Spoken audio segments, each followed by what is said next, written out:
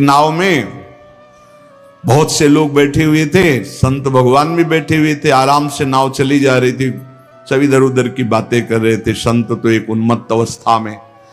नाविक ने कहा सावधान, नाव भंवर में फंस रही है, अब डूबने वाली है। संत भगवान का कमंडल था, फौरन ढक्कन हटाया और भर भर करके नदी से पानी नाव में डालने लगे। अरे वो ये क्या कर रहे हो? किसी की नहीं सुन रहे थे, 10-12 कमंडल तो डाल ही चुके थे। इतने में नाविक ने कहा भगवान की कृपा से नाव भंवर से निकल गई, बचने का संकेत है। जो कमंडल से डाला था बाहर फेंकने लगे। सबने पक्का समझ लिया, जब डूबने वाली थी तो नदी से पानी डाल रहे थे, और जब बचने वाली है तो नाव से बाहर डाल रहे थे। वे पागल दिमाग के हैं। लेकिन वो नाविक बहुत से संतों को पार किए थे। तुम मत करना ऐसा, ये सिद्ध पुरुषों की बात कह रहे हैं। हाँ, जो कि हम भी सिद्ध ही दिखाने के लिए ऐसा कुछ करें तो पिट जाओगे। वहां सिद्धों की एक अलग भागवतिक महिमा भी होती है। बाहर गए तो सब चले गए थे, इसके बाद साष्टांग प्रणाम किया। नाविक ने कहा महाराज जी, इतना तो आप कृपा करके बता ही दीजिए, क्योंकि मैं प्रायः संतों को यहां से पार करता रहता हूं, तो संत कृपा हम पर है। आपके देखने से लगता है कि आप भजन में उन्मत्त रहते हैं। फिर आपकी ये चेष्टा मेरी समझ में नहीं आई। जब मैंने कहा नाव डूबने वाली तो आपने नदी से पानी इधर, और जब मैंने कहा बचने वाली तो नाव से नदी में डालने लगे। इसका मतलब क्या था? तो उनका जब हमें ये पता चला आपके मुख से कि भगवान डुबोना चाहते, तो हमने कहा भगवान की इच्छा में 10 कमंडल हमारे, तो हम डालने लगे। जब कहा बचाना चाहते तो हमने सोचा भगवान जब बचाना चाहते हैं तो हम भी सहयोग करें। तो जो डाला था वो बाहर कर दिया। जोई जोई प्यारो करे सोई मोई, भावे भावे मोई, जोई सोई सोई करें प्यारे। जो इस सिद्धावस्था को प्राप्त है वो भगवान की रुचि में रुचि मिला के चलते हैं। ऐसा आप मत करना, वो सिद्धों की अलग लीला होती है। तो यहां कह रहे हैं जो भक्ति में जो परिपक्व महापुरुष है वो सारे जगत को भगवत स्वरूप मानकर अपने तन मन भजन के द्वारा सबका मंगल करते रहते, सबका हित करते रहते हैं। संतों में भागवती का आवेश होता है, वो बनावटी नहीं होता। भागवती का, उससे जगत मंगल होता रहता है। बनावटी खूब गड़ छोल करके वचन बोलना, खूब लच्छेदार भाषण करना, ये तो बुद्धि की दरा से हो सकता है। लेकिन जो संतों में एक भागवतिक होता है, उसी से जगत मंगल होता है, उसी से जन कल्याण होता है। उसमें टुटका और जंतुर और कलावा और राख हो, इनकी कोई जरूरत नहीं होती। उनकी दृष्टि मात्र से, वचन मात्र से जगत मंगल होता है।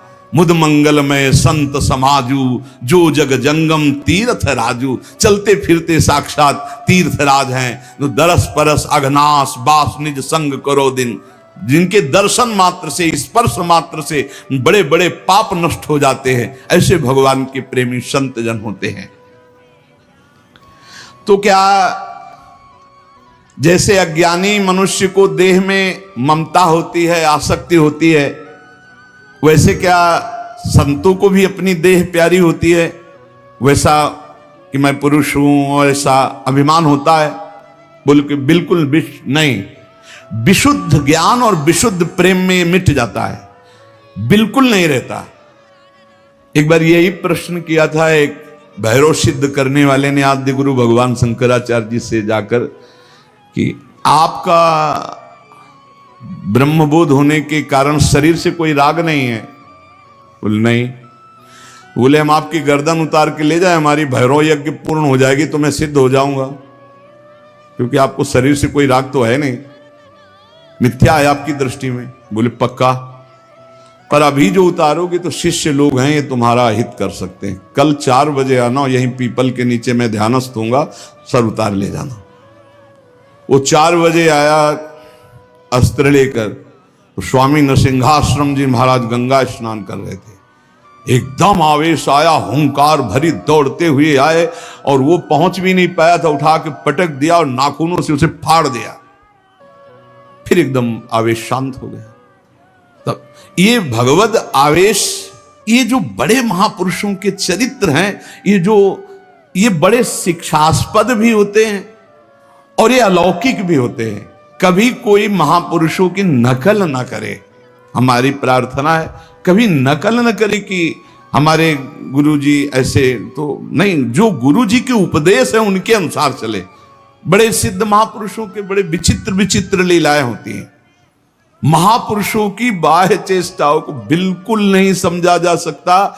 इसलिए कभी उनकी परीक्षार्थ ये जांच न करे कि हम बाहरी आचरणों से उनको, हम आपको सत्य कहते, बड़े बड़े महापुरुषों से मिले, आप कदापि नहीं जान सकते, कदापि नहीं जान सकते कि ये किस कोटि के महापुरुष हैं, किस कोटि के महापुरुष है। बहुत बहुत ही बड़े बड़ों को संशय हो जाए कि ऐसा नहीं हो सकता।